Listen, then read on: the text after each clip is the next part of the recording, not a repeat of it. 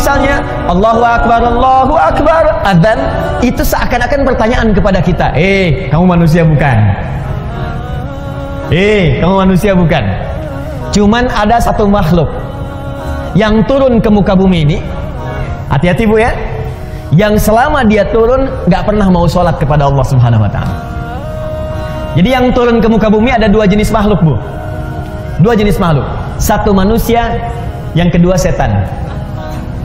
Saya ulang ya. Satu manusia, yang kedua setan. Itu ada di Quran surah kedua Al-Baqarah ayat 38, paling kanan sebelah atas. Qul nahbitu minha jami'a. Hei kalian semua, Adam, Hawa plus iblis, setan yang menggodanya, turun semua ke bumi. Fa imma ya'tiyannakum minni huda, maka kalau ada petunjuk dariku, hudan itu artinya petunjuk. Hudan, petunjuk untuk sholat, petunjuk untuk zakat, petunjuk untuk puasa, petunjuk untuk bahagia, petunjuk untuk senang. Kata Allah, kalau ada petunjuk dariku, hudan namanya. Makanya ketika Allah menyebutkan kalimat hudan pertama dalam Al-Quran, dia bersanding dengan sholat. Buka Quran surah kedua Al-Baqarah ayat 2-3. Dzalikal kitabu la raiba fi hudan lil muttaqin. Apa makna hudan itu? Ayat 3-nya. Alladzina yu'minuna bil ghaib wa yuqimunas salat. Di antara penjelasan hudan itu detailnya adalah salat. Kata Allah, turun semua ke bumi.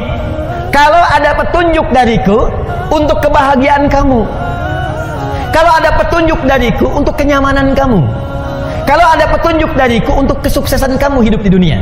Jadi Masya Allah, ini kalau kita tahu tentang konsep ini, maka tidak ada sedetik pun dalam hidup kita kecuali ingin syukur saja pada Allah.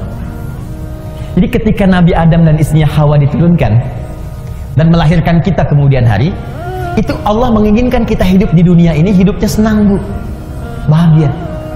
Tidak pernah ada keterangan di Quran Allah menginginkan kamu susah, itu nggak ada. Di semua makhluk yang tinggal di bumi yang namanya manusia itu, ketika dia terlahir kata Allah, saya ingin kamu bahagia, saya ingin kamu senang, nanti yang abadi nanti di akhirat.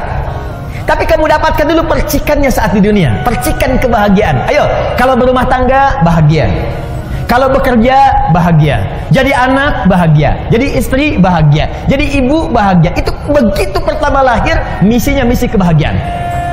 Jadi kalau ada manusia yang tidak bahagia, yang salah bukan Allah, yang salah manusianya sendiri. Kenapa? Karena tidak mengikuti petunjuk kebahagiaan yang telah Allah tetapkan. Kan begitu Adam diturunkan, kata Allah, ini saya berikan petunjuk, petunjuknya petunjuk bahagia.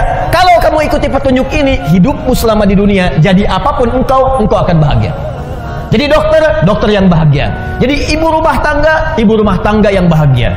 Jadi pekerja yang bahagia. Jadi anak yang bahagia. Karena itu dalam Al-Quran, semua ada tuntunan tentang ibu, tentang anak, tentang istri, puncaknya kebahagiaan. Karena itu ketika Allah mintakan kita untuk ibadah pun, sholat, selain tadi diminta patuh sebagai hamba, diminta taat sebagai hamba, puncaknya hikmah yang kedua adalah kebahagiaan. Silahkan ibu cek dalam panggilan adzan ketika diminta sholat, hayya 'alas sholat, ayo sholat. Apakah kalimat adzan berhenti sampai di situ? Tidak. Teruskan setelah itu apa? Hayya 'alal falah. Falah itu artinya apa? Falah itu bahagia, falah itu sukses, falah itu beruntung. Jadi begitu kita dipanggil sholat, Allahu Akbar, kata Allah, yang merasa hamba, ayo sholat. Kalau nggak merasa hamba, ya nggak sholat. Berarti kalau ada yang tidak sholat, dia merasa dirinya bukan hamba. Cuman satu di antara dua makhluk, yang satu sholat, yang satu tidak. Yang sholat itu manusia Adam dan Hawa, yang tidak sholat adalah setan. Makanya setan itu ketika dia mendengar suara adzan, Allahu Akbar, Abu Daud nomor hadis 857, fafarra syaitanu wa alaihi dhuratun.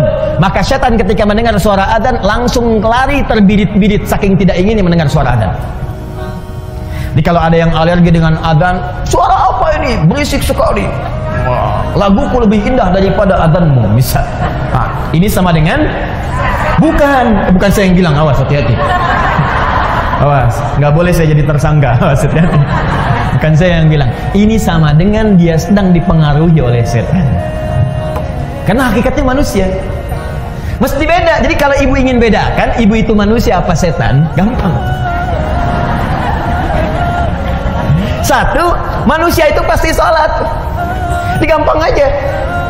Kalau ibu sedang sholat, misalnya Allahu Akbar, ada yang tidak sholat, setan. Bukan. Ini artinya dia tidak sedang sadar. Dia sedang tidak sadar dengan kehambaannya.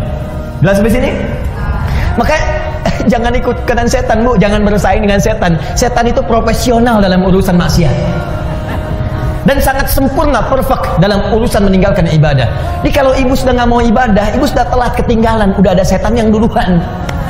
Dan jangan bersaing, ibu nggak akan menang. Nggak akan menang.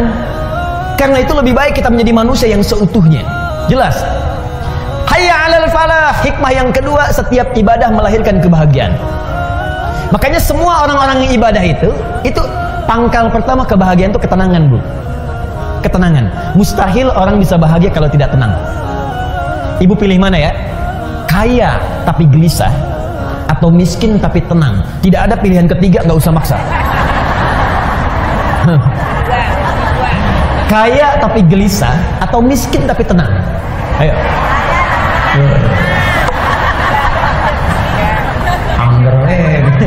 Kaya tapi tenang. Kaya tapi tenang. Ya itulah ibu-ibu. Selalu ada pilihan yang ketiga.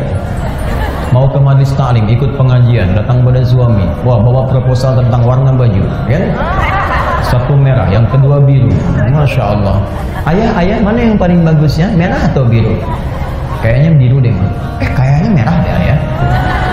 Nanya tapi udah punya pilihan. Ya. Masih mending kalau dipakai, begitu keluar kuning. Selalu ada pilihan yang ketiga. Gak apa-apa. Gak apa-apa.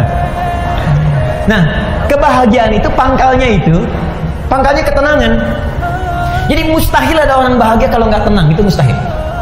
Karena itu hikmah ibadah, itu setiap kita menunaikan ibadah pasti ada ketenangan. Ibu kalau nggak percaya silakan. Ibu kalau sedang baca Quran tenang nggak? Tenang. Baca Quran ibadah bukan? Ibu kalau sedang berdoa tenang nggak? Tenang. Jadi berdoa itu walaupun solusi belum datang, tapi ketenangan tiba. Ya Allah, berikan kecerdasan pada anakku. Ya Allah, luluskan ia dalam ujiannya esok. Ujiannya baru besok, tapi ketenangannya sudah ada. Ya Allah, lancarkan pekerjaan suamiku, ya Allah.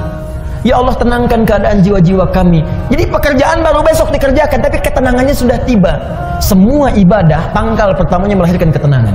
Makanya ada rumus dalam perkataan para ulama, ibu, kalau sedang tidak tenang, sedang gelisah dalam urusan dunia, ibu berdoa. Atau ibadah. Pilih jenisnya yang mudah kita kerjakan. Misal di rumah tangga ada persoalan, alih-alih ibu bikin status yang tidak jelas. Sekarang banyak peluang dilakukan di media sosial. Ya lebih baik ibu kerjakan ibadah, ambil wudhu, menghadap ke kiblat, buka mushaf, baca. Walaupun solusi belum datang, tapi ketenangan itu akan tiba. Ustadz kalau nulis statusnya sambil baca mushaf gimana? Sama aja salah tuh. Kamu tidak seperti yang aku kira. Nungguin komen gitu kan sampai maghrib. Baca Quran, doa, sholat. Ya, lakukan pekerjaan itu, ketenangan akan tiba. Nah itu yang dimaksud dengan hikmah.